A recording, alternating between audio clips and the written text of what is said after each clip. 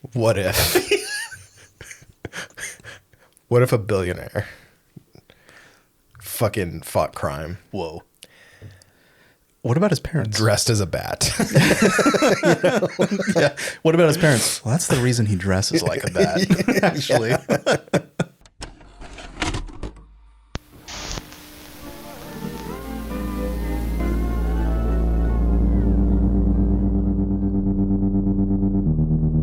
What do you know about two certified bankers?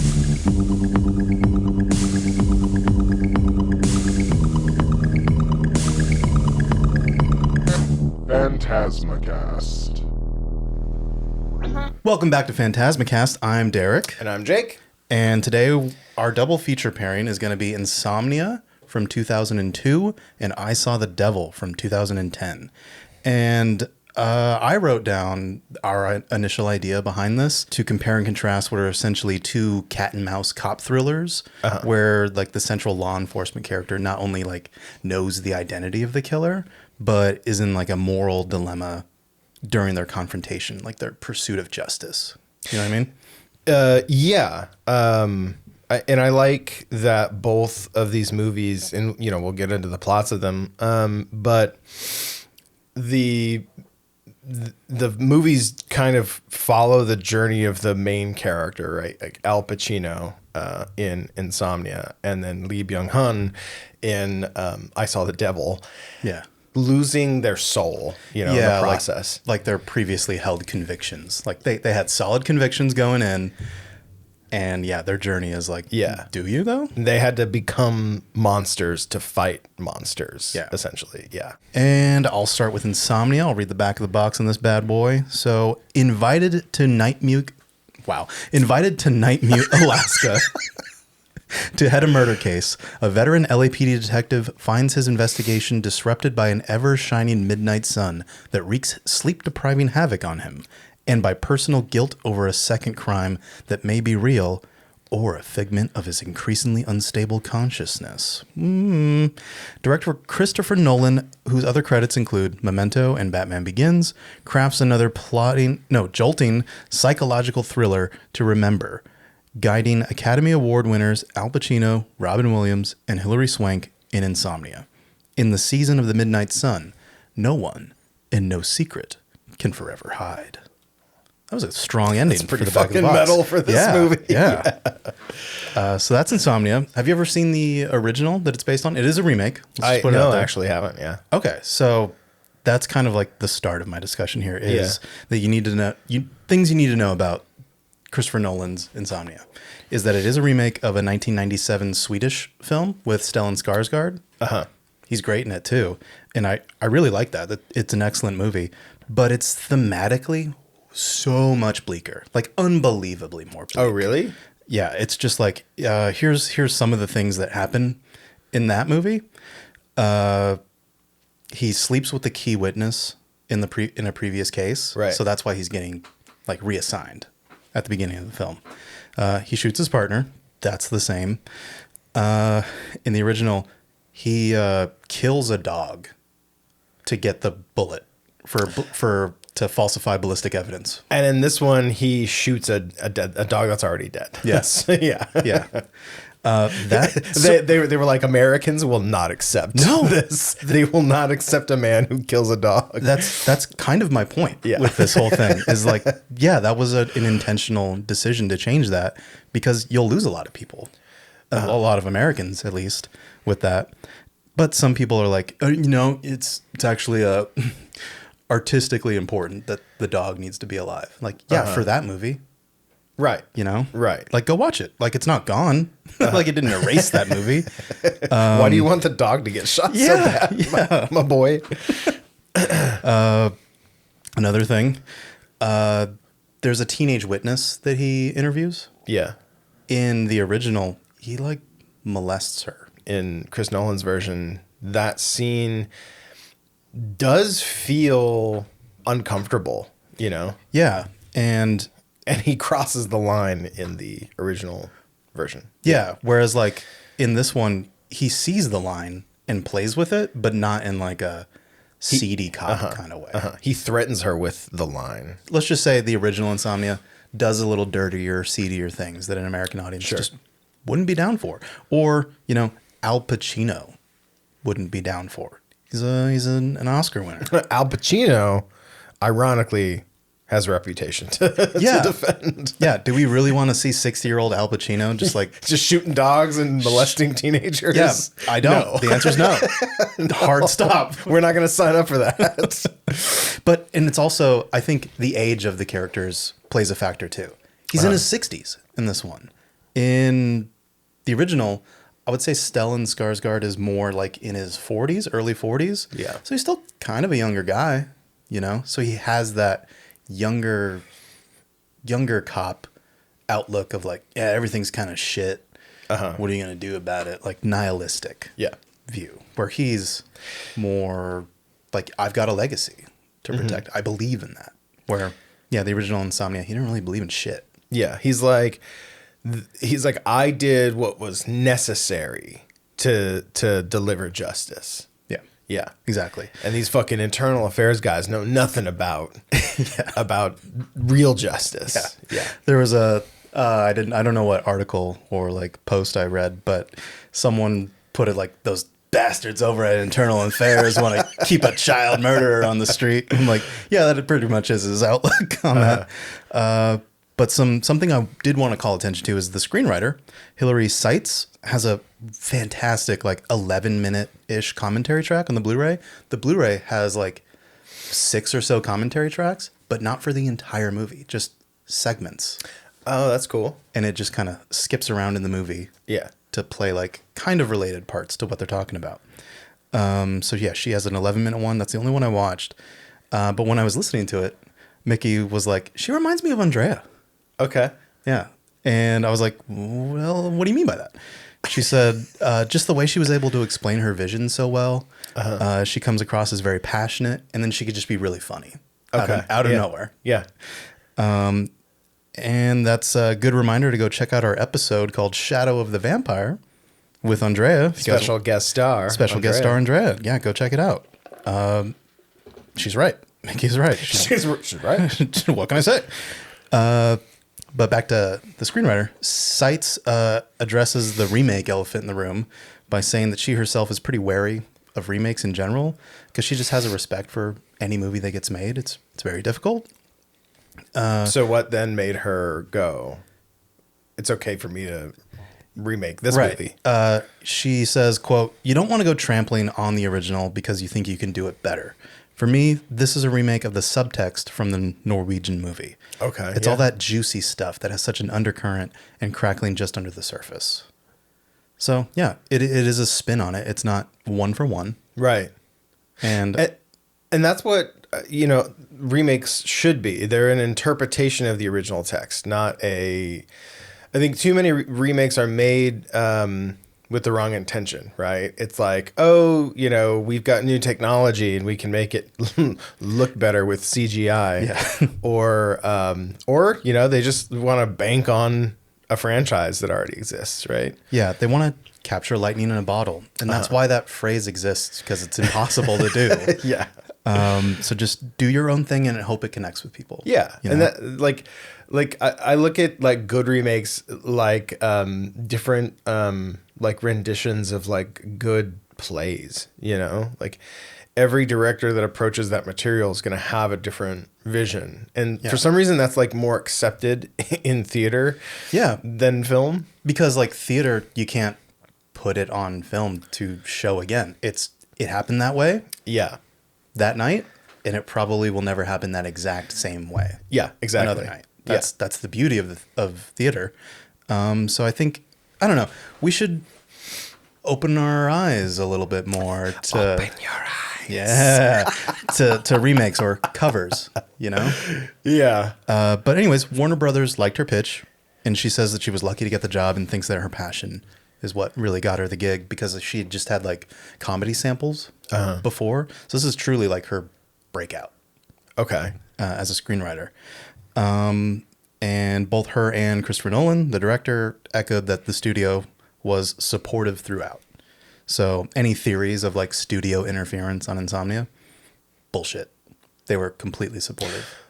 Right. And then like to bring the like Christopher Nolan-ness in. Like he's one of those like rare directors who can make a big kind of blockbuster movie while kind of maintaining his kind of artistic integrity and working really well with the machinery of the studio system. Yeah. Like he knows how to do that very well. For sure. This is what proved that. Yeah. In retrospect. Have you heard of any other like wild theories about other like remakes or big productions like that where it was not the case, where it just like studio interference like ruined it? Almost ruined every time. Yeah. Yeah. You're like, all the others. Yeah. The money knocked the phone off the fucking handle, man. The money called and the money was screaming this time. I won't go too much into it, but if you guys want to look into it, there is a very interesting story behind the Old Boy remake and how there were good intentions behind doing an adaptation of the manga instead of just a remake of the movie. Oh, they're like, okay, yeah. they're like, that movie's good, but it did change things from the source material. Let's try adapting the source material. Yeah. And it's Spike Lee, right? Yeah. Yeah. An auteur filmmaker, you know, like Who just lost control of it. yeah. Yeah. Studio interference. I think the short version of it is the studio ended up cutting more than an hour out of it. How do you even still have a story? Yeah, that's that point. That's the highlights, and Yeah. they're like they don't mean anything if there's nothing, if there's no character behind them. So they definitely like cut things they thought weren't character, but probably were. Did he release a director's cut at least? No, What the fuck, man? I don't think they let him. I think they said go fuck yourself, basically. So That's dumb. yeah, That's this was dumb. from an account by the screenwriter. Yeah. By the way. So, but yeah, speaking of screenwriters, I just wanted to mention the screenwriter's contribution to Insomnia before moving on, because in my research of it, her contribution was kind of like neglected. It was all Nolan this, Nolan that. Yeah. Where are all the sites heads at? You know, that's what I want to say. What else has she done? Nothing too like huge. She's probably like I hesitate to use this word, but like a script doctor. She gets a lot of like, Oh yeah. Revision credits or like uncredited revisions. Hey man, I agree with that. I think I'm better at like fixing other people's screenplays than I am at making my own. So it's a skill. It's a whole thing, but it's just not something that you can like look at on IMDb. Something Right. you know? But yeah, people really only acknowledge the screenwriter's contribution when they're either the director too or have an established career beforehand. So she was neither of those. Sure. But okay, now that that's out of the way, Christopher Nolan, in the year 2025, hardly needs any introduction anymore. Yeah. Just based on the success of the Dark Knight trilogy alone, like even casual moviegoers will likely recognize his name or some movies. And if you just say, "Oh, he's the guy who did Batman," they'll be like, "Oh, okay, cool." They won't be like, "No idea, man." Not. Yeah. Or Inception. Like Yeah.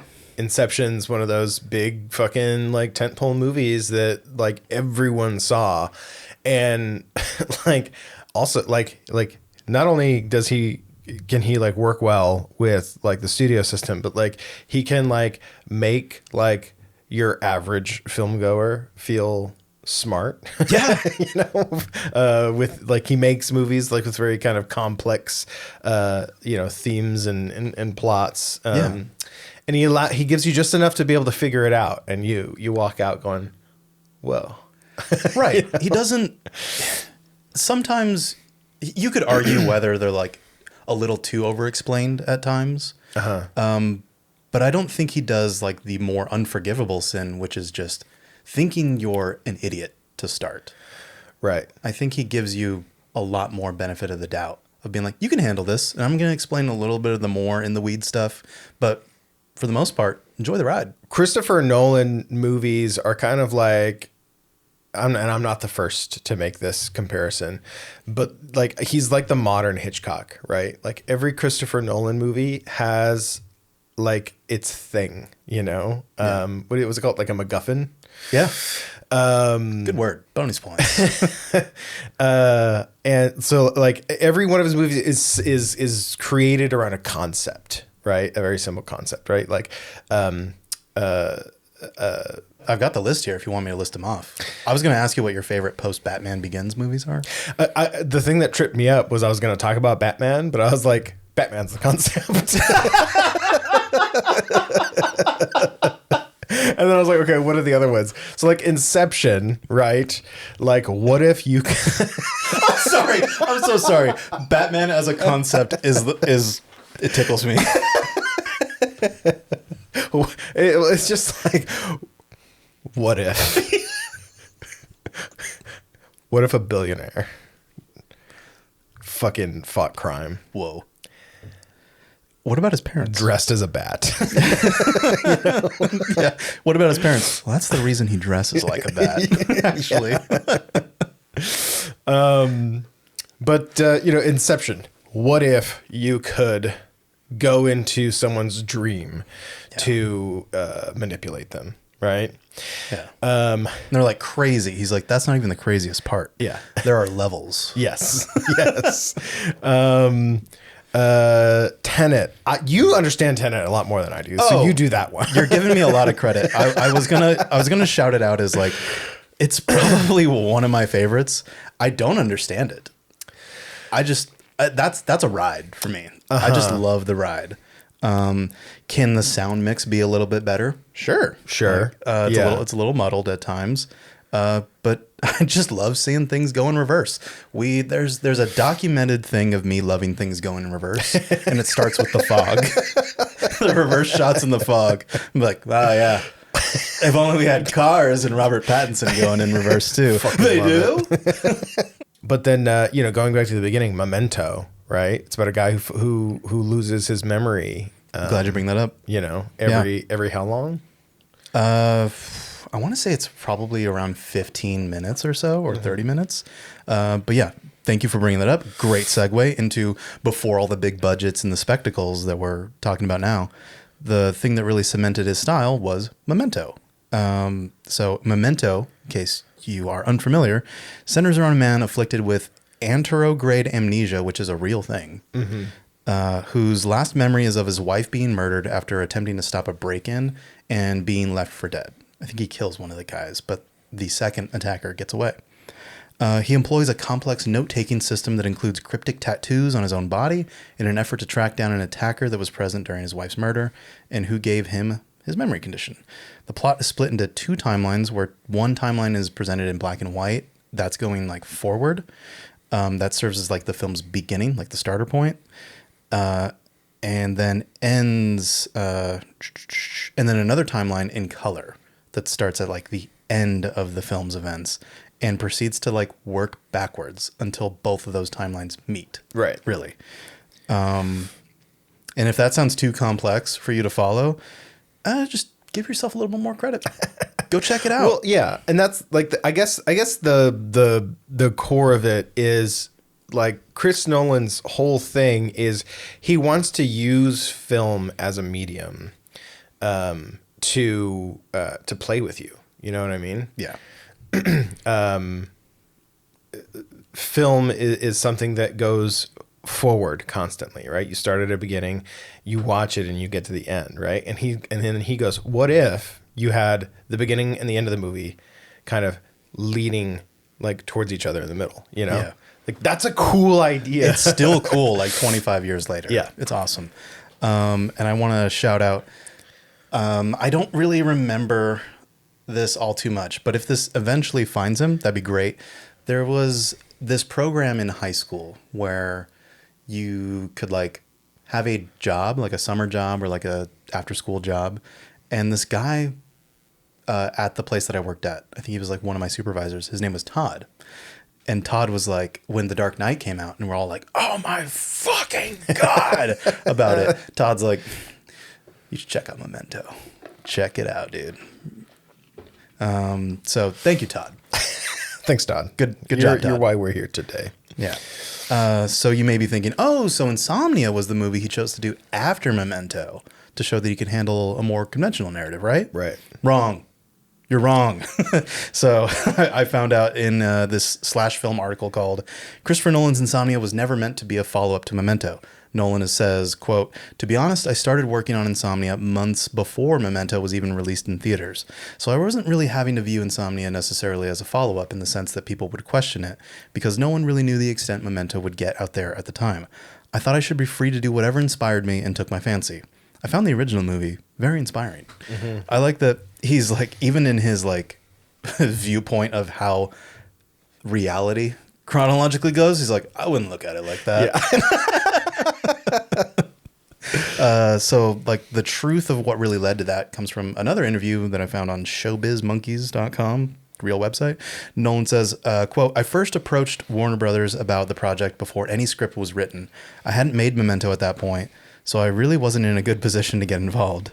And then later on he says, "When I finally finished Memento, I came back to Warner Brothers and showed them the film and was able to get on the Insomnia project as the director. I then collaborated with Hilary Seitz on several drafts." And that's kind of the extent of Hilary Seitz mentions. He's like, "Oh yeah, Hilary Seitz. We worked together on it." But she does get sole screenwriter credit on it.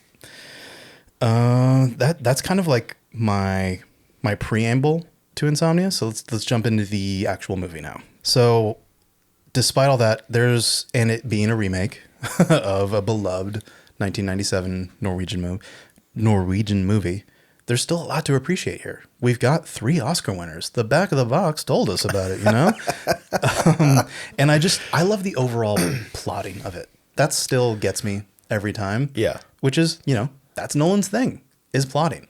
Like doing plotting in an interesting way. Mm-hmm. Well, I think most people would find it interesting. Maybe some cynical people would be like, "Oh my God, Nolan, get over yourself here." But he's proven himself here, and I think he does a great job. And I think of the overall plot, for me, I picture like a funnel.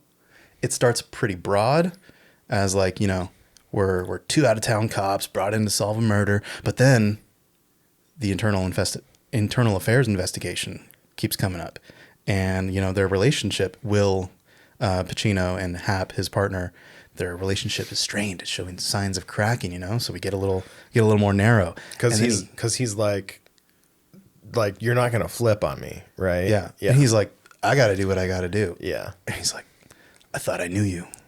He gives him that look. That's a good scene. I'm gonna definitely bring that up. Okay. And then he shoots him during a chase with the killer that they're there to catch, and then it becomes about him, the aftermath of that, of whether he did it on purpose or he truly did it on accident. Because they've set a trap for the killer, so they're investigating a murder, right? Yeah. And they almost immediately are like, he's obviously going to come back to the scene of the crime.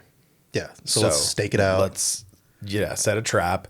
But it's like foggy. Like we're in the middle of like Alaska, right? Mm-hmm. And it's foggy, and the killer catches wind because some dumb asshole does something with like the bullhorn. Yeah, he hands over the bull. Yeah. And so the killer starts shooting, right? So he starts blasting. Yeah. He goes a little loopy loomis in the fog. And so Al Pacino returns fire and hits his partner. Yeah. Kind of. He the killer shoots a local cop. Yeah. And he's like, I'll go after him. So he thinks he sees him again. Yeah. Later on, because there's someone else with a gun. Like backing up. And he has his normal service weapon out. Yeah. He clocks that there's a figure there. And he makes the choice to go, holsters it, and goes for a backup weapon. And fires. Like almost immediately. There's no thinking. I didn't clock that at all. Yeah. Wow. Okay. Yeah. That actually becomes like the big turning point later on, is they find that other casing there. And Hilary Swank's character is... investigating that shooting.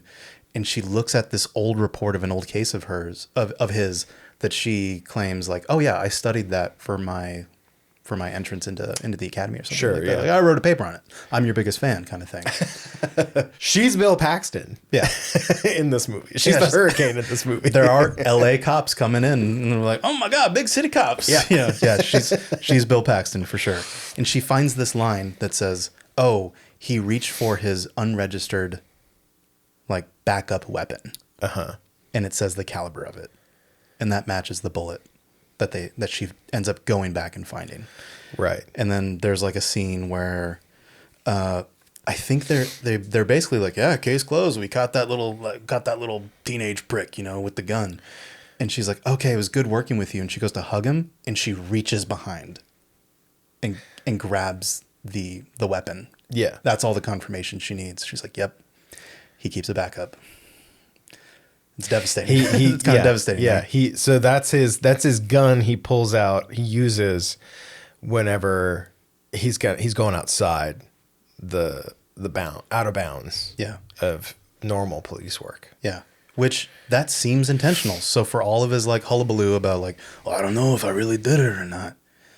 I don't know. You holstered your normal weapon and immediately busted out the hidden piece, And then so when he fires, the figure stumbles over and he goes over to it and he sees that it's his partner, and his partner is like, look what you did to me, Yeah, he's like, get away from me. Yeah. He's like, you didn't want me talking to IA. He's like, no, it's not that. Yeah. And then he fucking dies. Yeah. And it's hard to tell in that moment if he's truly sad or putting on a sad. Exactly. And guess who notices this whole interaction? Hilary Swank. No, The killer. Oh yeah, the killer. One of the things I love about this movie is that it subverts its genre expectations. Shakes it up. You think it's going to be like a straightforward crime procedural kind of thing. They're going to go investigate the crime and find the bad guy. But then what if the good guy is a bad guy? Mm-hmm. And now you have the two bad guys talking to each other. Oh, man, it's so good. It's being like, I got something you want. Yeah. I know something only you know. That's the what if. That's Christopher Nolan's what if. Yeah.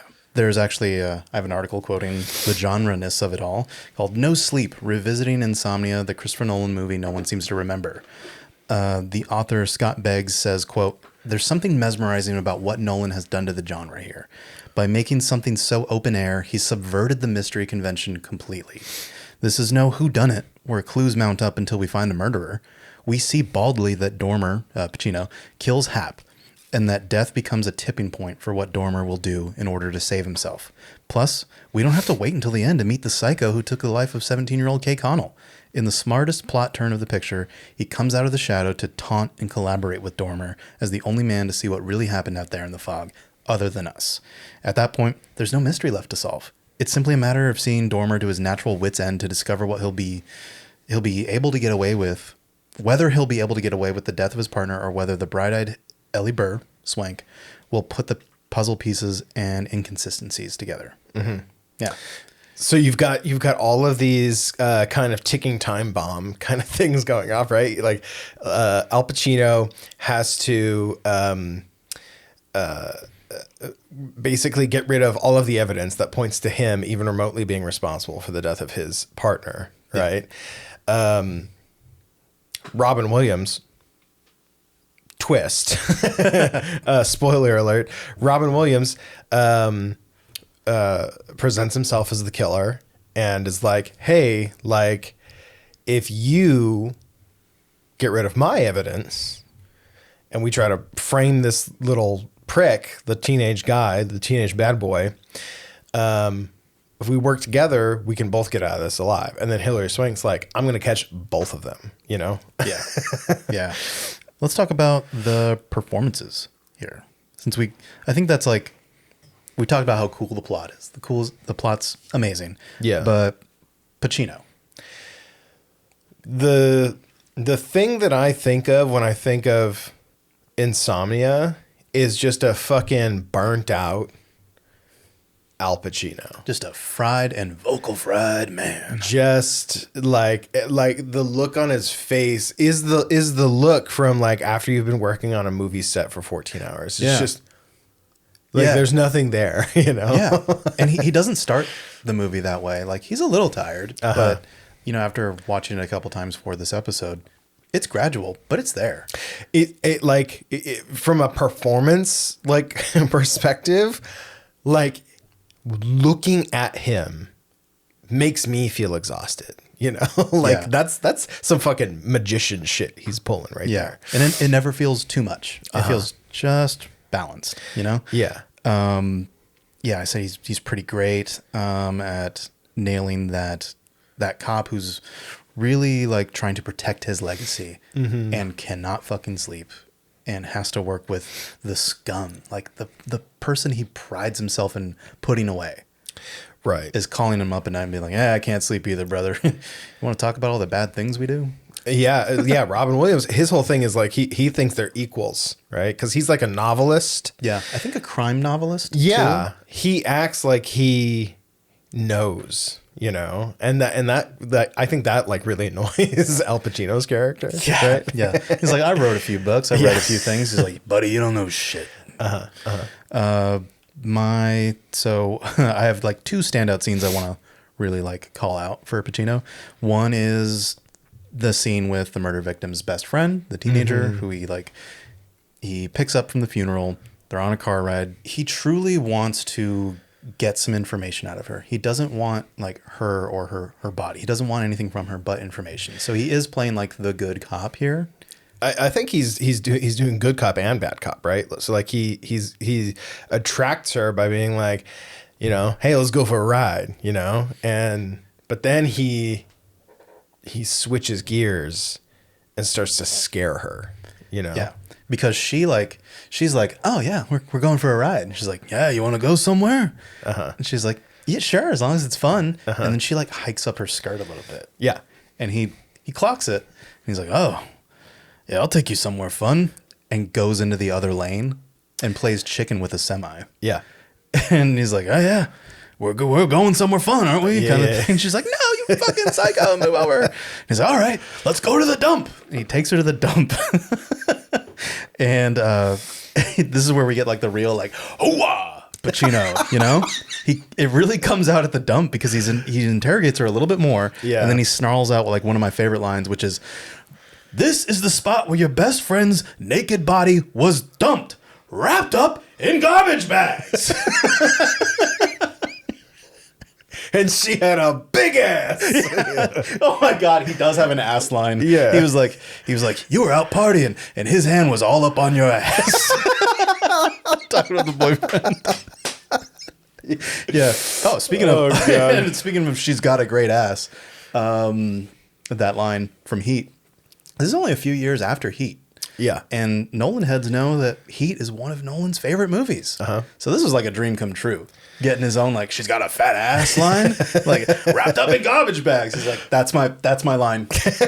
He did my line. We're going to do one. We're going to do it. Sights. He's like, get her on the horn. Can you get more ass lines in here? We got gold here. Another scene that's brilliant in Pacino's performance for the like exact opposite reason. No more like wrapped up in garbage bags. So at the restaurant, when Will and Hap are talking directly about the internal affairs investigation, like directly, they've kind of referenced like, oh yeah, it's happening, but this is the direct confrontation about it. This is kind of Al Pacino's last attempt to like pull Hap over to his side. Yeah. Kind of. Yeah. And Hap's like, listen, I want to cut a deal. And he's like, the sheer betrayal in his demeanor is great. It's not done up too much. It's just, listen, like I've got a legacy. This is my life. What does he say? He's like, oh, and then Hap's like, listen, I've got a family. And he almost whispers it. He's just like, don't give me that family shit. And he's like, and that the vocal fry really upsells it here. And he's like, I spent my life doing this, my life, and you're going to destroy it like that? Why? That's like your because that's great Pacino stuff. Like, why? Yeah. Why? The repetition of it is like only something that like Pacino can really nail. And then Hap hits him with a "You finished?" And then the silent stare of fucking balls on you. Yeah. The nerve. Mm-hmm. He doesn't say shit after that, except he like lets him do like his little thing with the waitress. She's like, I was like, oh, you do everything around here after a certain point? She's like, yeah. And he's like, what are you going to have for dinner? He's like, I don't know, Will. What are we having? He's like, we're back to being buddies now. I don't think he's looked away from him. He's just, I lost my appetite. Yeah. Yeah. He's like, you fucking piece of shit. Yeah. Right. And you're almost wondering, like, did he make the decision to kill him right then and there? Right. You know? Yeah. He's like, what do I do with this prick? Yeah. What is that face too? That face could mean anything. Mm-hmm. Great performance. But admittedly, he does give us some more Pacino, like in a follow-up scene when after they go through the bag that they found, that's Kay's bag, the victim's bag. Yeah. And he's like, oh, let's look into this. Let's look into her journal. Let's look into this book. I love that scene. I love the editing of that scene. It's great. Because like you could make a version of that scene that's 10 minutes long. Right. But because he is so fucking keyed in and he knows exactly what he's doing, he goes through it in like 30 seconds and he's like, all right, and here's the journal. Boom. Okay. Boom. I want every word, every page, you know. Yeah. Who reads this garbage? And then the other cop's like, I read that garbage. Good. You're going to read this. Yeah. He pinpoints exactly the things that they need to look at to like figure out this. Like he's that good. Yeah. You know, he's dialed in. He's locked in. Yeah. But he considers it. After all that is, he does his magic show of like hero cop stuff. And then he talks to, I think, the lead guy there. I don't know the actual term for him, but he's like, listen. This could come back with the internal affairs. Like, I don't know if we want to do this more by the book.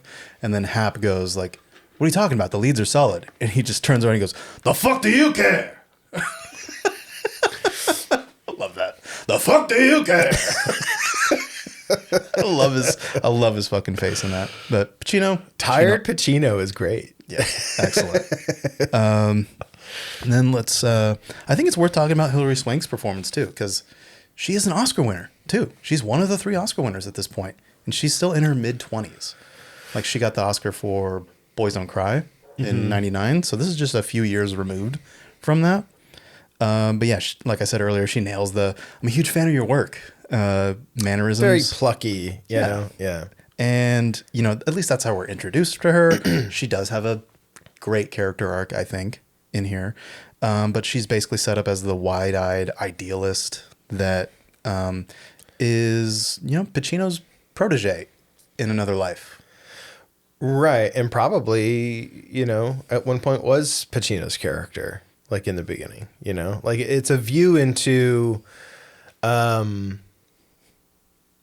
think who at his core, that character could be or could have been, you know, had he, you know, not made certain choices along his path. Exactly. You know? Exactly.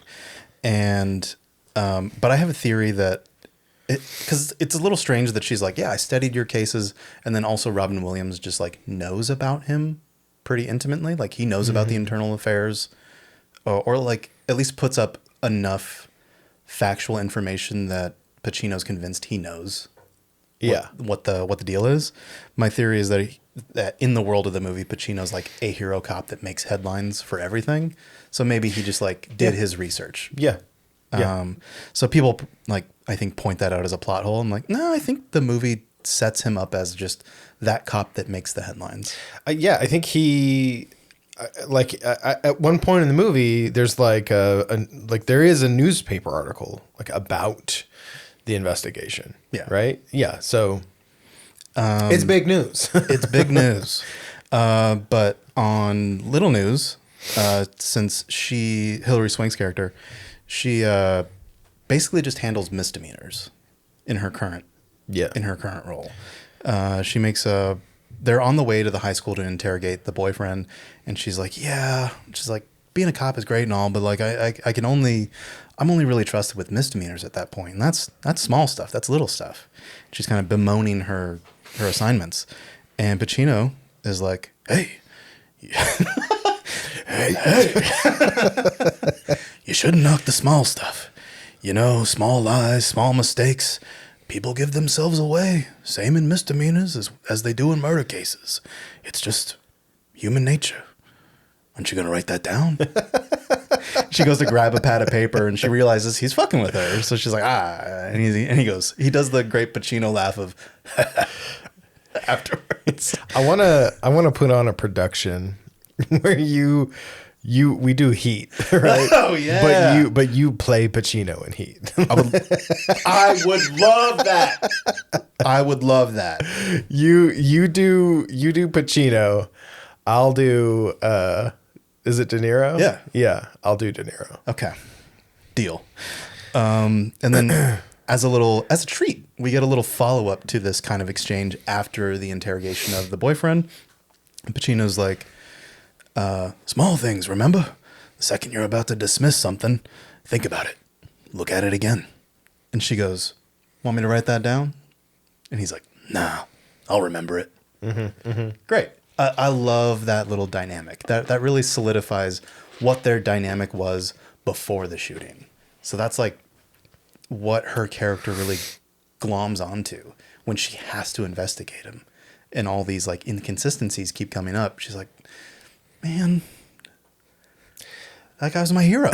Yeah, it's like she's got to wrestle with the thing of like, do I do what's right, or do I become exactly like him and manipulate the evidence to be what I want to happen, you know, to give me the outcomes I'm looking for rather than true justice. Yeah. Yeah. So her arc I think her arc deserves a lot more credit than what I was picking up in my research of just being like the thankless, like, woman who's out to like get his kid, like ruin his career. She's doing her job. Yeah. It's not easy either. And then lastly, Robin Williams, right? In his 50s here. He's pretty understated as the killer in this in comparison to like what came out the same year, actually. 1 hour photo. I watched that like 2 weeks ago. No way. Yeah. Okay. It's so good. Have you seen it? Yeah, I have seen it. It's been a long time though. So am I off the mark with saying like he's a little more like psycho in that one, like outwardly psycho versus like I think so, yeah. Measured. Yeah. I the funny thing is the last time I had seen that movie was the first time I had seen that movie, and it was in the theater when it came out. Ah, cool. I was too young to Yeah, watch I'm like that you movie. were like 11 or something. Something. I can think about because there's a scene where you see the main character, not the main character. You see a guy's dick in the scene momentarily, and I can clearly recall my mom going, "Oh," and that was usually the sound that preceded her like dragging us out of the theater, right? Because here's the thing about my mom, like they did not pay attention to the ratings at all. They were just like, looks good. This looks good. And then would be appalled if there was anything like particularly nasty. Like we went and saw Unfaithful, not a movie you should bring your kids to. Not a movie. Richard Gere and what's that actress's name? Unfaithful, Richard Gere. Let me see if I'm digging my mind for that too. Just some illicit affair 2002, thing. so also the same Whoa, year. big year for you. Yes. We did see Insomnia in the theater too. Richard Gere and Diane Lane. Cool. Okay. And then Olivier Martinez. So Richard Gere, Diane Lane are married. Diane Lane, I don't know. I don't remember. She goes into the city to like buy a fucking rug or something. And she bumps into Olivia Martinez, and he seduces her, and they have this affair, right? Oh. And then Richard Gere basically like catches wind of it and goes to confront the guy, loses his temper, fucking kills him. Oh. Right? I'm your mom. Oh. No, it was during the sex scenes. Like they fuck in that movie. Oh. And then so Richard Gere goes back and he like confesses like, I like killed your lover. and then she helps him get rid of the body. And like that's the story of the movie. It's a really cool like erotic thriller. Like they don't make erotic thrillers like that anymore. No. Maybe we'll make an episode about that. We'll pair it with Jade or Out of Time. No, I don't know if that's a no, I don't think it's erotic. Okay. Jade. We're back at Jade. David Caruso and Jade. But no, 1 Hour Photo is really good too. Yeah. He's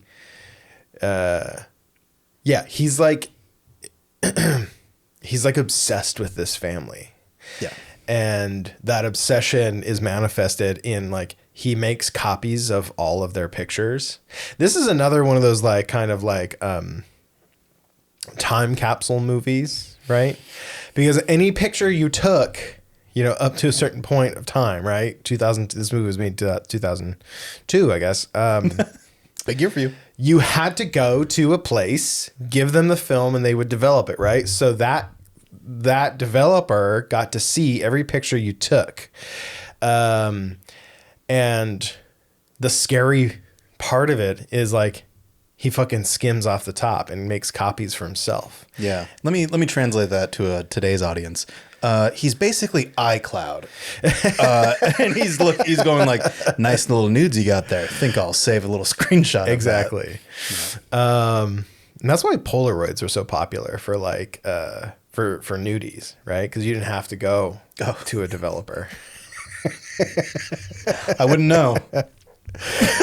Derek, clearly you've never owned a Polaroid camera. Sorry, back to Insomnia. No, yeah, Robin Williams is a fantastic villain for having like less than an hour, like maybe like 30 minutes, 30 minutes tops of screen time in this 2 hour movie. Mm-hmm. Yeah.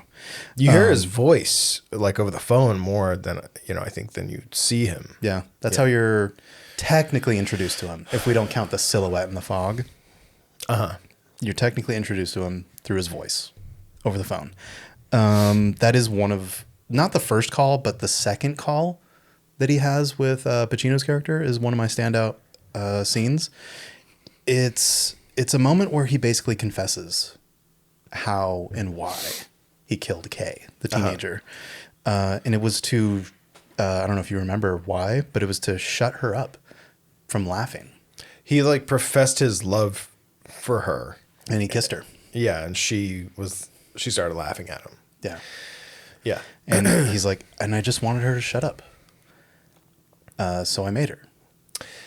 And I hit her, and Randy, the boyfriend, hit her too. And she didn't leave him, so like she must have liked it. And you're like, he's so matter of fact about it. I'm like, oh, don't let the soft voice fool you. Mm-hmm. This guy's unhinged. He's a storyteller, right? And so he's told himself this story. Like it's really cool because he has this almost obsession about her, and he has this understanding of their relationship that it's totally not what it is. Yeah, he's like, no, she needed me actually. Yeah. All right, dude. Yeah. But yeah, that scene is just so good because Pacino's just at his wit's end already with sleeping, and he's just hanging on the phone, not blinking, and you could see the gears turning in Pacino. He's like, I've heard this fucking thing. He's utterly unimpressed. Yeah. And I love that dynamic because Robin Williams is like, whoo, we're gonna do this thing, like we have this secret, we have a bond, we're the same, you and I. Yeah. And then Al Pacino is just like, whatever, dude. You know? It's kind of the same thing he did with Kay, right? Like he's misinterpreting his relationship to people. Yeah, because he like goes like, oh, that felt so good to get off my chest. Now you want to talk about Hap? And he just hangs up on him. Yeah. Yeah. He's like, you don't get it, you fucking psycho. He's also not dumb enough to like say anything that can be recorded. Yeah. Because isn't he recording Yes. him? Yeah. Yeah. Williams is recording him, at least from that scene on the ferry when they first meet in person. Yeah. He ends that interaction by getting off the ferry and pulling it out. Yeah. And, yep. So, and Pacino does kind of give him like a little sly smile. He's like, okay, thank you for showing your card. Yeah. You know, and thank you for showing your hand. But Williams does have a like tendency to hold other things close to his chest during the interrogation, the questioning with the Alaskan police. That's another standout scene because they've already agreed, okay, let's lead them towards this. Yeah. I forget if it was like the weapon or Randy. They had differing opinions about how they should get there. He was like, he was going to say something about how, like a detail that was supposed to lead them to Randy. But then Al Pacino was like, that's too on the nose, you know? Yeah. Did you remember? I think I remembered. Pacino's like, do you have the dress? Uh-huh. Let's get the dress over into Randy's. And then Robin Williams is like, no. I think we should. The gun. Yeah. Yeah. Right? Mm-hmm. At this point, Pacino's already planted that gun back in his apartment or room or something, just in the vents. Yeah. That's important. Because Pacino thinks he doesn't know that shit yet. So he's like, nah, don't worry about the gun, you know? So he's getting interrogated. Williams is getting interrogated. And there's this uneasy alliance during the interrogation. And I forget who does it first, but they go off script a little bit. It might be Robin Williams. I think he's like, the gun. And Pacino plays damage control. And he's like, oh, no. Forget how he tries to steer it back, but he eventually like gets closer. Yeah. And he's like towering over Robin Williams. And he's like, it's just, what kind of mentor are you, by the way? Yeah. He's like, you buy her gifts? Do you have sex with her? You know? Yeah. He's like, I'm in control. Uh-huh. Stay on script, motherfucker. And he goes, yeah, no, I was her mentor. I bought her books mostly. What about this jewelry? And he's like, yeah, I did that too. But yeah, I really think you should look into the gun because a good place to hide it would be in like the air vents or something. Yeah. That's his tell of like, I know. You think I don't know, but I do. And it's never like full blown like screaming at each other. It's That's a very the cat understated and mouse thing, right? Yeah. And I think Williams does a really good job in that of like not tipping his hat too much to let the other cops know that they're having a fight. Really, We're fighting. He's still very like polite about it. He's like, no, I think the gun is where we want to land on. And we are going a little long on Insomnia, so I'll wrap it up here. I want to go out with a bang though. So I found a website. Okay. It's called movieguide.org. Movieguide.org. I'm going to pull up the article from movieguide.org about Insomnia. It's titled Sleepless in Alaska. Sleepless in Alaska on movieguide.org. The content is extreme caution for older teenagers and adults. The fun of this is seeing when you figure out what the hell this website is. Okay. By the way. So they describe the overall plot of it. But here's where the editorial takes a definitive stance. Insomnia takes an increasingly negative toll the longer it plays. Although it is a decent cop thriller, it's not worth losing. Decent cop thriller. It's not worth losing any sleep over. Yep. Director Christopher Nolan, who directed the critically acclaimed Memento, does not fail to miss every possible opportunity to turn this movie from a good police thriller to a great one along the lines of Vertigo or Rear Window. So he also makes a Hitchcock comparison, Right. but being like, he's no Hitchcock. But you were like, he for sure is a Hitchcock. He's got our Hitchcock. He's got a Yeah. definitive style. Like you can pinpoint it. But this guy's like, why couldn't it be more Jimmy Stewart in this? Can you imagine Jimmy Stewart Shooting a dog. Yeah. You're like, oh, what have I done? Reads a poem about shooting the dog. Have you seen that? The Jimmy Stewart, he reads a poem about his dog, and it's like the most heartbreaking fucking thing. Oh no. Because it's like a posthumous, like it's after his dog has died. Oh no. That sounds heartbreaking. I'm gonna have to look that up. Yeah. So with intense foul language, a humanist worldview, Okay. many dreary landscape sets, various strange memento type camera moves. Weren't you just praising that this guy did Memento? Now you're like, oh, dude, all these strange Memento type shit. Yeah. I don't know he's about like, it. Find a new trick, Nolan. You did that last movie. Yeah. As if a director can't have a style. And many missed opportunities to portray the character of the one true God. Now it's clicking into place. Now you're seeing. This is a Christian website. Oh. Insomnia falls short in both its quality of production and portrayals of true spiritual insight. This You're at a review. loss. You're at a loss. I love this. Let's think about every Christian film ever made. Yep. And this guy's gonna trash the production value of Insomnia. Right. It's like, why? It's like it is both.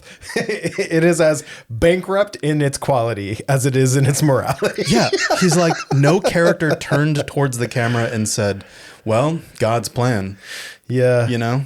He's like, What's the name of the site "Boo." again? Movieguide.org. I really look forward to using this site in the future because I went down a fucking rabbit hole on this site and I found a bunch of other movies. There's a good Jeepers Creepers 2 article, only 2. They didn't talk about 1 or 3. They shouldn't talk about 3. No one should talk about 3. I'm not talking about 3, but there's a good Jeepers Creepers 2 article. Let me see if I can recall it from memory. It was like one of the like things of like good Christians stay away from this kind of thing was Yeah. racist boy accuses other boy of being a homosexual, parentheses, boy denies it. So, Oh, when he's like, is he or isn't he? yeah. Yeah. Yeah. I'm like, okay. And they're like, you know what? There's a little bit of humanist worldview in this, but it's kind of good. They gave it 3 stars. Insomnia, they only gave 2. Not enough. Not enough God glad There's a handing. literal fucking demon in that movie.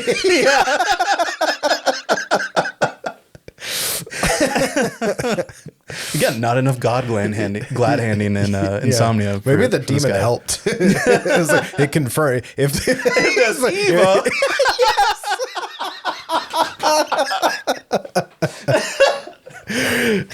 How can you have demon without angels?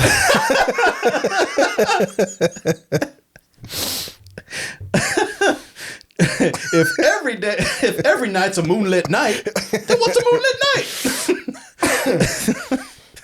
night? Shit. Yeah. There's some more here. Let's see. It misses the point. Absence of any characters pointing to a supreme morals giver. It has no solid ground upon which to rest. Man in this film asks the questions and tries to give the answers. Holy shit. That's like it's the fucking point. So what you're saying is Insomnia is just a morally deplorable film. Yeah. Yeah. And this is talking about the remake, the 2002 film that we're talking about. And he also mentions it's a remake of a 1997 film. I'm like, brother, you would burst into fire if you saw that movie. Yeah. But yeah, I can't wait to talk about other movies on this site. And I just wanted to share this as like a sneak peek of things to come. But that's enough for Insomnia. Let's pivot over and talk about it. I Saw the Devil. So speaking of morally reprehensible films. Yes. I Saw the Devil is a fantastic movie. So the back of this movie starts with a Nietzsche quote: "He who fights with monsters should look to it that he himself does not become a monster. When you gaze into the abyss also gazes into you." That's how you know you're in for some real art ho shit. Yeah. Kyung Chul, Choi Min-sik, plays Old Boy, is a dangerous psychopath who kills for pleasure. He has committed infernal serial murders in diabolic ways that one cannot even begin to imagine, and his victims range from young women to even children. The police have been chasing him for a long time, but unable to catch him. One day, Ju Yeon, daughter of a retired police chief, becomes his prey and is found dead in a horrific state. Her fiancé, Soo Hyun, a top secret agent, decides to track down the murderer himself. He vows to do everything in his power to take bloody revenge against the killer, even if it means that he must become a monster himself to get the monstrous and inhumane killer. Yeah. Yeah. And it whips ass. I mean, that's a pretty apt, like, representation of the plot, right? So, like, basically, the movie opens up with this fucking just killer scene where Choi Min-sik finds this woman whose car is broken down on the side of the road, and he offers to help her, but she's on the phone with her fiance, Soo Hyun, and Soo Hyun's like, don't accept the help, like, your tow truck's coming, like, tell the guy to go. And it's snowing too, so it's not ideal conditions. She's either. stranded. But the guy's like, no, I'll help. And then he just fucking flips a switch and attacks her, brutally attacks her, and then steals her away. Next scene, it's inferred that it's after he's brutalized her for God knows how long. And she's like covered in blood, like head to toe, in a bag, like a clear bag. Yeah. So she's like been stewing in it for who knows how long too. Yeah. And she's just very calmly is just like, please don't kill me. And he looks at her and he says, why? And she says, I'm pregnant. And then without skipping a beat, he just starts chopping her up. Yeah. It's so, spoiler for anyone thinking about checking this out. It is brutal. It does not really pull any punches. It is a bloody movie that it's not a happy film either. Yeah. I will say, like, I think another interesting reason why we paired these two is, like, Insomnia, for all its like things that it has to say about morals and justice and stuff, it is an American movie. It is an American version of that. Justice is served. Yeah. By the end of this movie. Yeah, we didn't even talk about like towards the end of the movie, Al Pacino realizes that his fucking reputation doesn't matter if it means like taking down this scumbag killer. Right. So he basically sacrifices his reputation, his life to serve justice. Yeah. After telling Hilary Swank, he's like, I don't know if I shot my partner on purpose or not, but are you going to help me take this guy down? Yeah. She does. Yeah. They get in a firefight. Robin Williams dies. And Pacino's bleeding out. And Hilary Swank's like, oh no, I'm don't worry, we're gonna get someone. And I think she contemplates getting rid of the bullet, the damning evidence. Yeah. And he stops her. And he's like, no, don't lose yourself. Don't not like me, right? And see, don't lose yourself. I think that's important as we go into I Saw the Devil. Because this is about a man who absolutely loses himself. So, that's the setup of the movie. And the next scene essentially is just, like, the movie is so efficient in the beginning. It's just like boom, boom, boom. Oh, it moves. It fucking moves. For almost two and a half, yeah, it moves. Yeah. You get to like when they eventually meet for the first time, you're like, there's still like an hour and a half of movie left. What could there possibly be? It pulls an Insomnia of like, you know who the killer is. Yeah. You know who the like protagonist is. They meet. They know each other. What next? So they find her body in this stream. Yeah, they find her head. Yeah, and that's actually a really cool scene. Yeah, I think it's one of the scenes that like really elevates the movie, because like we have to remember this was a I think I read that the budget was like $6 million. Wow. It was made very cheaply, very efficiently, and it does not look like a $6 million movie. Especially when you consider like that whole scene where they find the body. It's this like bridge and like a stream river situation, and they've got fucking like 100 extras. Yeah, there's a real media frenzy going on. While forensics is combing the river. Yeah, and then they see something in the water and they take a stick and they turn it, and like her head just kind of turns over. Yeah. And then when that happens, like the music just swells. Yeah, and they're like, we got something over here. Get over here. Yeah, and the during the commentary track, the Kat Ellington, she takes note. She says, this is where the movie kind of dips into from a horror movie, right? It dips into melodrama for a bit, right? Like it almost feels like a soap opera, the way it kind of turns, and everyone has these huge reactions to, you know, finding this body, and then it becomes a media circus. Her dad's there and he just fucking like can't handle himself. Yeah. Soo-hyun, like, and then they put the head in a box, and because of the frenzy, the head falls out of the box, and everyone's just fucking falling apart. Yeah. Like in this scene, it's so cool. Yeah, and yeah, the dad's right up there. He's barely being held back. He's like, "That's my daughter," kind of thing. And Soo-hyun he like arrives late to the scene still. So he's like, he barely touches down when like her head falls out of the box. Yeah. And he's just speechless. He's speechless, and then Stops in his tracks. Throws up as soon as he realizes what's happening. And so next scene,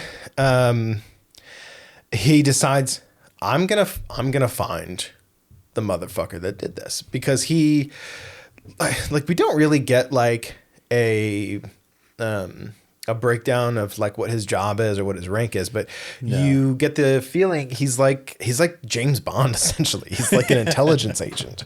He's got like a guy giving him like a tracking device, and you know. It's need to know, and we as the audience barely need to know. Yeah. So he's like this James Bond figure, and he's like, I'm gonna track down the guy who killed my fiance. And they've got 4 or 5 guys that they're like, profiles. Like these, we think one of these guys did it. And he goes and he fucking just knocks through all of them, and then finally lands on Kyung Chul, played by Choi Min Sik, who was in Old Boy. Odesu. I remember his name from Old Boy. And this guy is just a fucking piece of work, man. He is a brutal killer who targets women, rapes them, beats them, brutalizes them, and then cuts their bodies up, you know? Yeah. No redeeming qualities. No, just absolute piece of garbage human.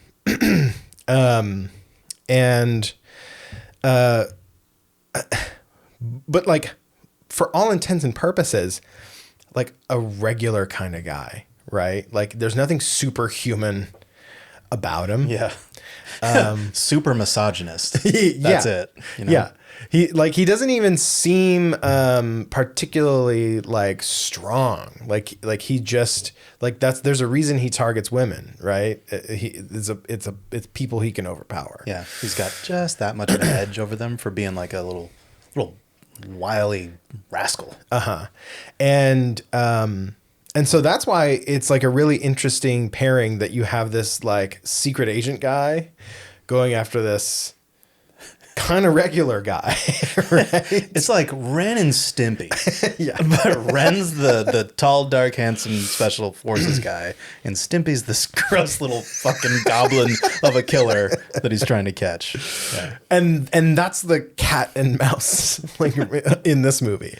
And you know, as I was going through the special features, I found the making of featurette, and I think it's really telling that featurette focuses primarily on interviews with the action director, He Pyongheng, and the choreographer, Jiang Du-hong. Yeah. And because it's a very action oriented, very physically driven movie about Soo-hyun taking revenge on this guy, tormenting this guy throughout this movie. Catching and releasing. Yeah. And we'll go into that a little bit deeper later, but the choreographer says, aside from the fact that it's a murder movie, we also had to deal with the technical difficulty of one character being an intelligence agent and a master of martial arts, and the other an ordinary looking guy who happens to be a psychopathic killer. If he was a conventional killer, he would be defined by type of weapon he used. When they fight, the two men must be intellectual equals in order for the conflict to work. That's what should happen. But in this case, they're not evenly matched. The choreography was difficult because it felt like pitting a grade school kid against a high school teenager.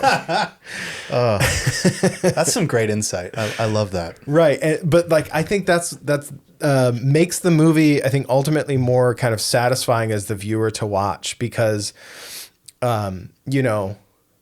as often as we see revenge films played out like it's a bad thing. Like you shouldn't try to take revenge because it turns you into a monster too. You know what I mean? Yeah. Or the opposite, just completely glorifies the person taking revenge. They're unstoppable. They're going to get their goal. But I think there's a reason we are drawn to revenge films is because it allows us to kind of play out the fantasy of taking revenge, right? Yeah. Like we as humans feel a natural tendency to want to take out justice. To even the score. Yeah. But we don't do that because we have laws and we have rules of society that are slowly being chipped away. No, but that's another podcast. But so it is a revenge movie. And this kind of unequal pairing allows us to kind of sit back and enjoy the bad guy getting his ass kicked over and over again, you know? Exactly. That's what makes all of the catch and releases different. Like it happens again and again, but they have their own unique spin where you're never like bored by it or expecting how exactly it's going to end. Yeah. And I have 3 different examples of that. Cool. But before I get there, let's talk about, the genre of the movie, because that's another thing that I think is really interesting about the movie, because it operates within a lot of different genres. It seamlessly weaves in and out of like crime procedural thriller to horror, and even dark comedy.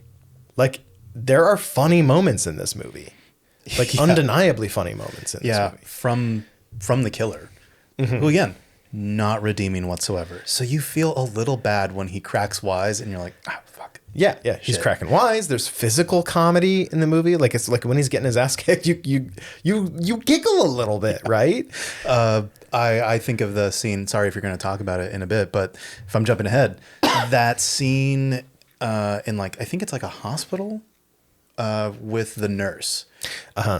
After the killer has like done he's kicked his ass once. So he's gone to a hospital to like to seek some care.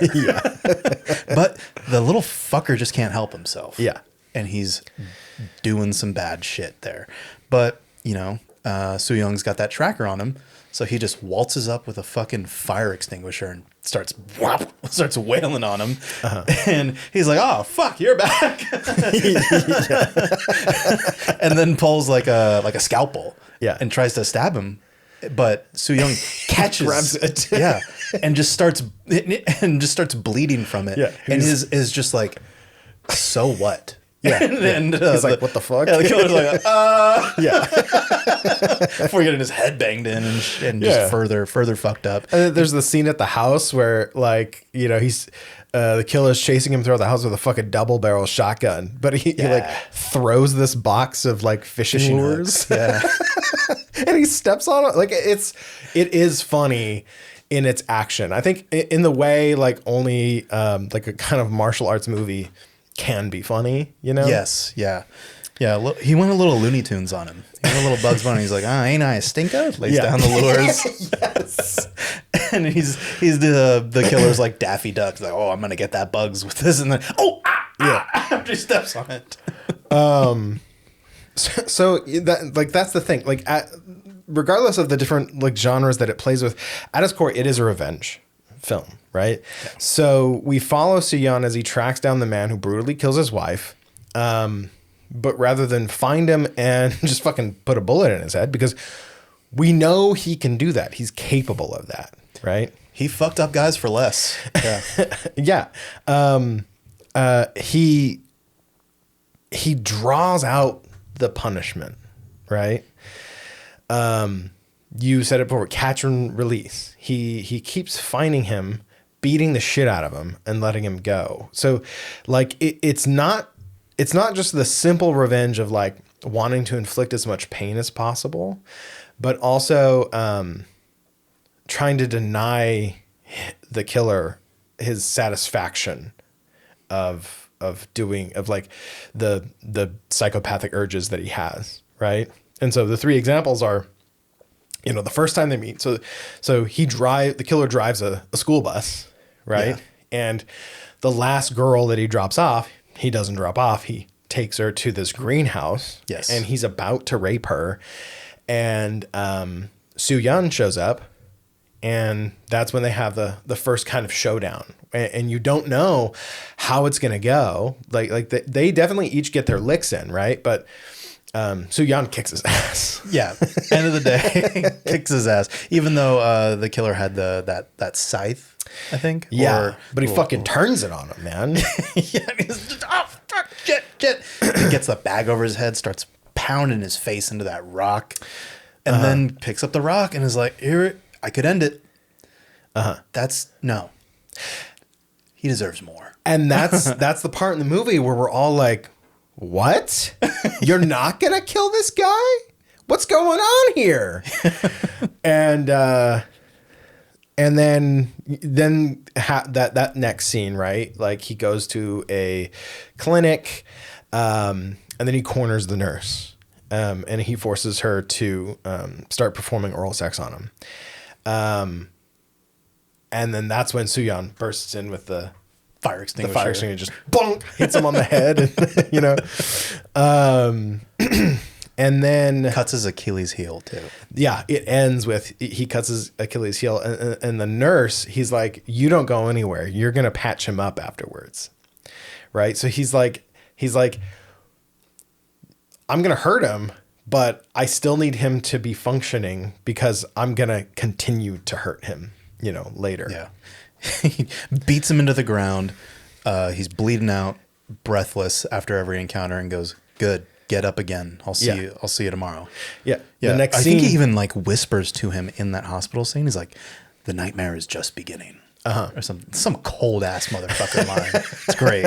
And then the final kind of like denying satisfaction kind of thing is the house with the other killer, the cannibal, Taiju. Great.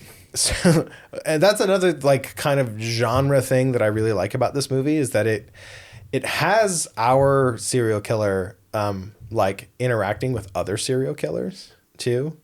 So he has this friend who, in the loosest word definition of that, he kind of hates him. He hates that little prick. Yeah.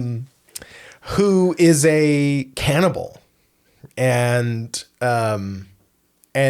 spends way too much time like expounding upon like how good it is to eat people. Like they're at the dinner table and he just keeps fucking like sucking down these chunks of red meat. They don't even look cooked. Like he's just eating raw people flesh. And the whole time fucking Kyung Chul's just like, You know?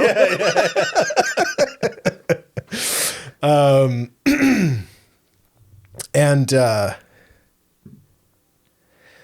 so Soo Yun like shows up there, right? And the satisfaction he denies it, like he can't even have a chance to sleep, to rest up, you know? Like he shows up to the house and starts fucking shit up there. But he starts with the cannibal, actually, because he's up. Yeah.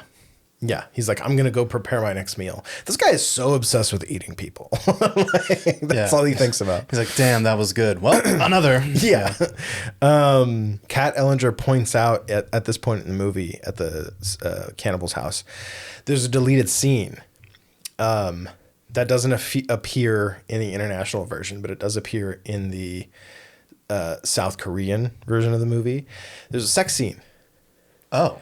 Yeah. So I don't know if you remember, but Taiju, as he is getting up to go prepare his next meal, he says something about like sleep wherever you want. And he kind of looks to his girlfriend, you know, he makes it like an inference. Okay. There's a scene where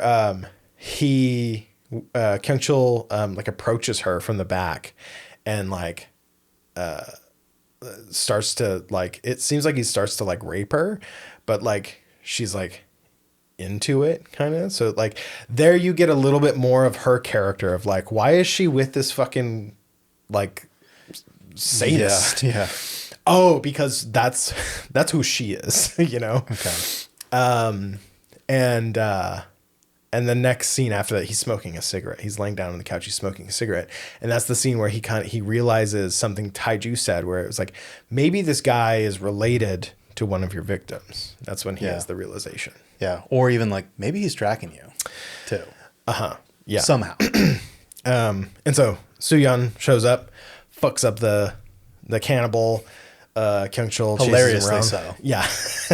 Kyung-chul chases him around with a shotgun. And then he like overpowers him too. Yeah. He throws down the fish hooks and then just like beats the shit out of him with a pole. Dude. Yeah. That ends up breaking. Yeah. His head's just gushing out. Uh-huh. And there's a really important scene at that point.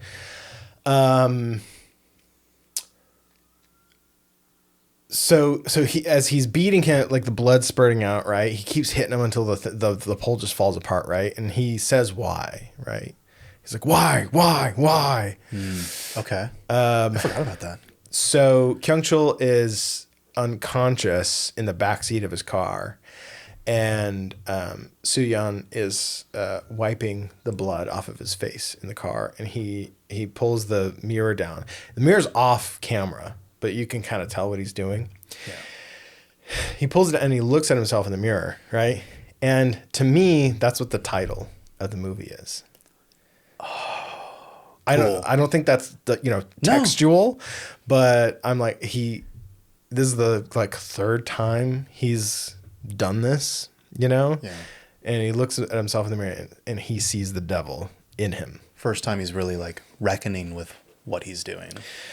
Right. Because like the movie itself is about an obsession with vengeance, so much so that you start to become the evil that drove you to the vengeance in the first place. Yeah. But also, an important thing to point out is like, unlike a lot of crime thrillers where the detective is like a purely good guy, he's not really there, or he's not really concerned with collateral damage either, Right. That's probably due to his job as like the Secret Service or whatever. He's like, oh, we probably got some guys to clean up all of this mess. Right. Like the nurse, right? He could have, like, he was listening in on that whole thing. He could have burst in at any moment. But he bursts in while she is performing oral sex on him. Yeah. He didn't care about her. He wanted to deny Kyung-chul that. Ooh, okay. That does bring a lot more gray to his good boy. Yeah. He's not there persona. for justice in the global sense. He's there for as a personal vendetta, and he knows exactly what he needs to do to hurt the killer in all these different ways. Wow. Okay. That's interesting. So then that makes the next like catch and release that more devastating, which I really like. When the killer's name, Kyung-chul finally gets wise to, you know what? I know that you can hear me. Yeah. I don't know how, but I think I have a good idea. Oh, no, he does know how because he overheard him in the hospital. Yes. His buddy is like, what about the tracker? And he's like, shut the fuck up. But Kyung-chul now knows, and he's like, by the way, I'm going to talk to you while I go fuck this guy up. And good luck getting here in time, motherfucker. And yeah, I think that's the first, the next like one where it really sinks in for Soo-hyung when he shows up almost too late, where the guy working at the pharmacy is bleeding out through his neck. And he's like, no, apply pressure here. Like that's when he waits too long because he's so wrapped up in his own personal vendetta. These other people are getting hurt too. Yeah. They've got people that care about them too, dude. And not only so, like the guy in the pharmacy, he's in the pharmacy because he's getting laxatives. It's just a really gross scene. He like shits it out. He's digging through his turds. He's like his diarrhea, and he finds it. And then there's a guy who pulls up holding his stomach, like goes in. This guy needs the laxatives. This poor guy. All he needs to do is take a shit. And then he waits outside the stall. And he opens it and he just beats the shit out of him and shoves his shit covered fucking tracker in that guy's throat. Yeah. He's like rinsing it off at the sink while the guy comes in. And he kind of gives you like that look of like, oh, it's my lucky day. Yeah. Yeah. Opportunistic. The choreographer, Jung Do-hong, just a very eloquent guy. Like he says, Director Kim employs brutality, but rather than being simply brutal, it's more about focusing on punishing the evil force. One could become vindictive, obsessed with inflicting pain. Rather than focusing on the main character's feelings of satisfaction, the audience's feeling of satisfaction prevails in the end. I think that's been Kim's main objective. So we watch this movie and we enjoy this movie because we like watching this evil piece of shit get his ass kicked, right? And then at around that point in the movie, that's when things kind of lose control. Like he gets wise to Soo-hyung's shit and is like, you know what? I've got one more trick up my sleeve. I'm going to go pay your fucking father-in-law a visit. Yeah. That's a real nail biter.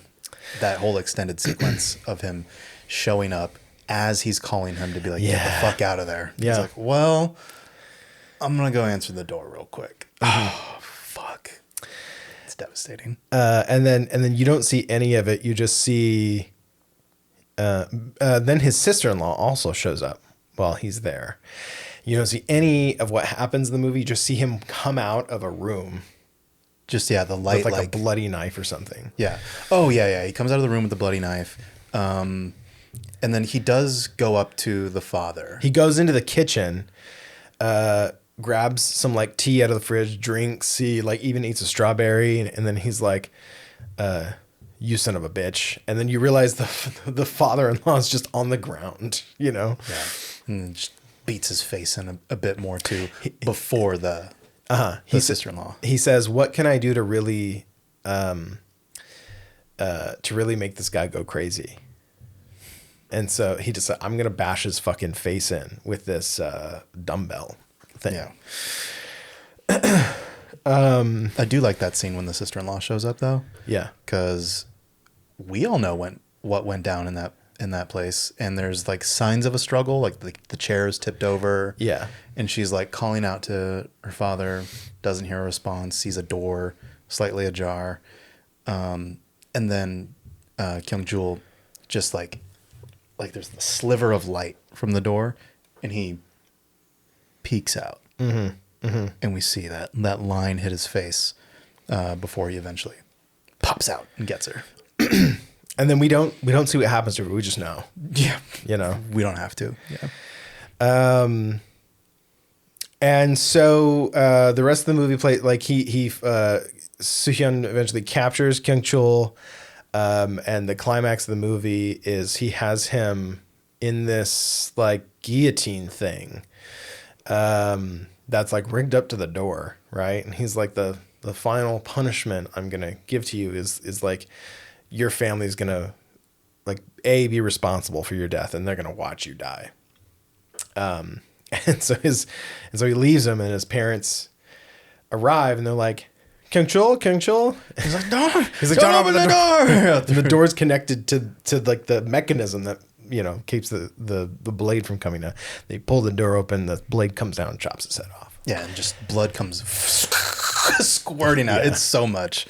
I like the lead up to the reveal of the door being connected to the guillotine. Because he's got him tied up, and Soo-young's like, man, what's happening to me, and what do I do with you? What do we do here?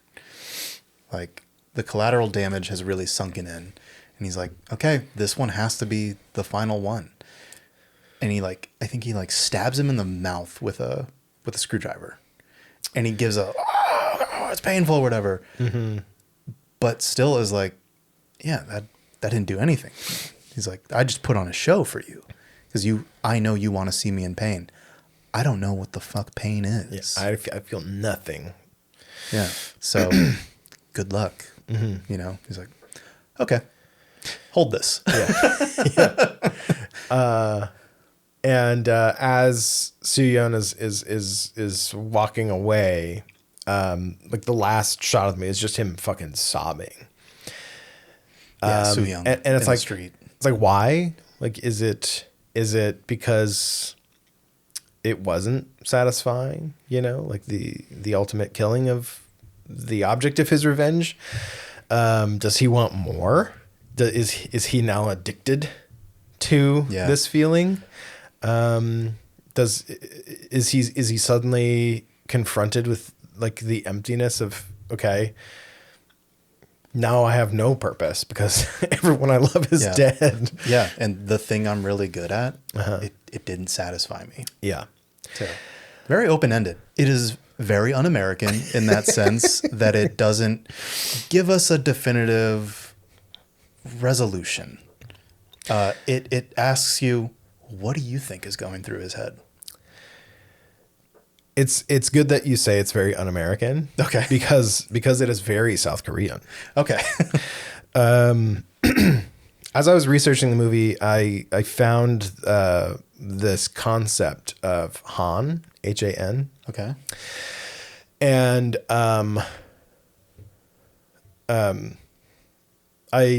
I came about this kind of concept because I realized that as I was looking for other movies that were like I Saw the Devil, I realized that like Korean revenge is like its own genre, you know? Oh, yeah. And when you think you've got Park Chan-wook's Vengeance trilogy. Yeah. You've got, which includes Old Boy. A Tale of Two Sisters, also directed by Kim Ji-won. Oh, they call that one like a revenge? I see that more as like just a horror. It's a horror, but there are revenge elements in it. Okay, got it. The ghosts are there because they were wronged in a way. Okay. The Man from Nowhere, Mother. Ooh, I've seen The Man from Nowhere. It's good. Yeah, really good. And Mother. Yeah, that's Bong Joon-ho, right? The Bong Joon-ho Mother? Yes. Okay, that is good. The Handmaiden. I love The Handmaiden. You just love Korean revenge movies. Yeah. Memories of Murder. Oh. Another Bong Joon-ho. Yes. And Burning, which I really want to see. It's got Stephen Yeun in it. Really? That's a revenge movie.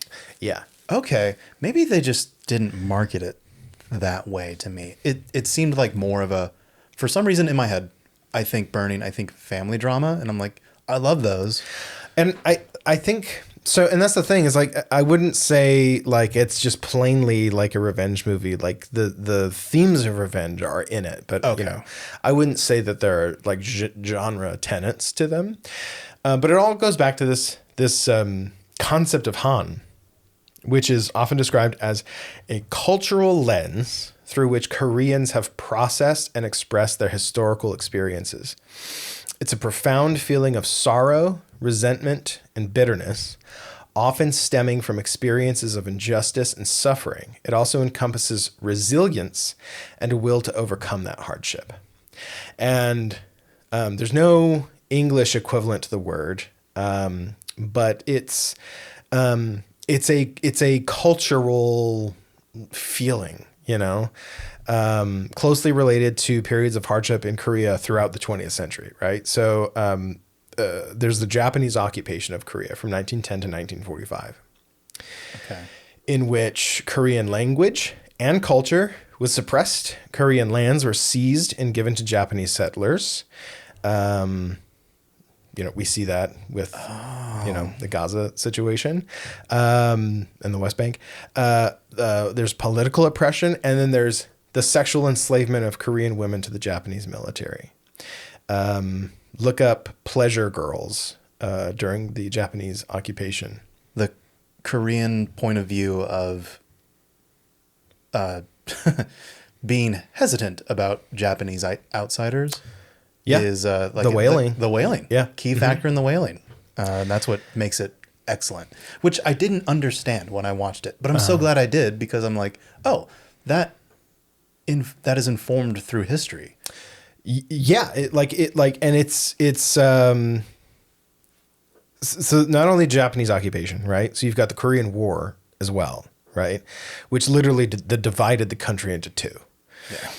This was a nation that was around for centuries, and only in the last 70 years has it been divided like that. Like we as Americans can't understand that, because our country is, it's not even 300 years old, right? But going back to the Japanese thing and the whaling, right? Like these are tragedies that defined the first half of the 20th century for Korea. Like these are fresh wounds still. Yeah. And so we think about that, and it's like, yeah, like the way the Western like encompasses is like inherently American. And that it encompasses, freedom and the rugged individual, right? The Korean revenge film captures at least a modern feeling of, and I'll describe it here. Sunam Dong, who's a theologian and civil rights activist in Korea, active in the 70s and 80s, describes Han as a feeling of unresolved resentment against injustices suffered, a sense of helplessness because of the overwhelming odds against one, a feeling of acute pain in one's guts and bowels, making the whole body writhe and squirm, an obstinate urge to take revenge and to right the wrong. All of these things combined. Han. Such a heady concept to just distill down into Han. Right. So, like that's why we see these themes of revenge pop up in a lot of Korean, cinema. I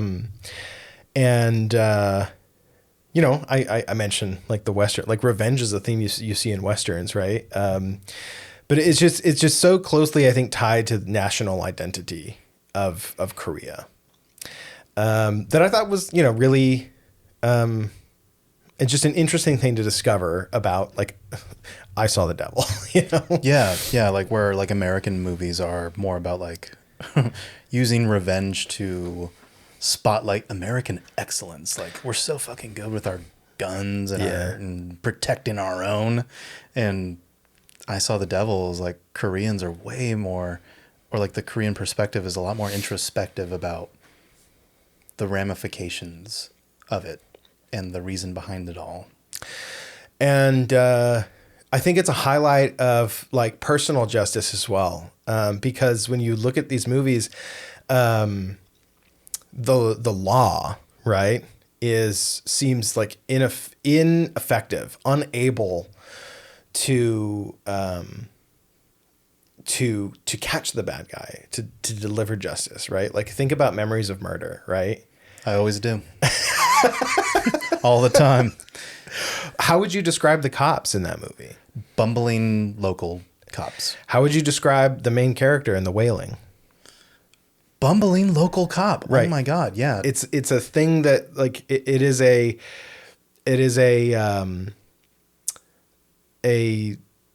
takedown,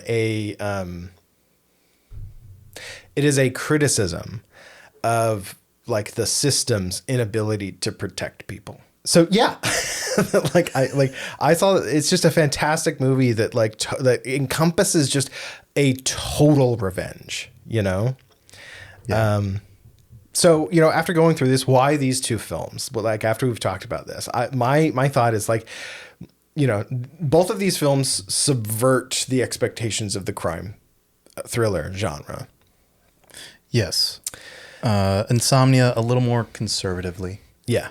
But that's just America. Like, as much as we, maybe not all of us, I'm not going to speak for all Americans, you know, but, like, I think some Americans like to believe that we're more progressive as a nation overall. I don't know. I think at the end of the day, we're still a pretty conservative country in terms of, like, how we have reverence for the law. Like, oh, he was a hero cop, except for this one thing he did. Yeah. Which was, like, you know, plant some blood to take down a child predator. You want to take down the child predator, don't you? Like, he's not wrong. Like, okay, what he did was wrong. And that the child predator is obviously wrong too. Right. Like, they can both be those things. There's like a justification for the law to go outside the bounds of the law to achieve justice. To arrive at the truth that we want. Yeah, yeah. And then in I Saw the Devil, it's about the individual's personal kind of vendetta, you know, to dole out justice. Yeah.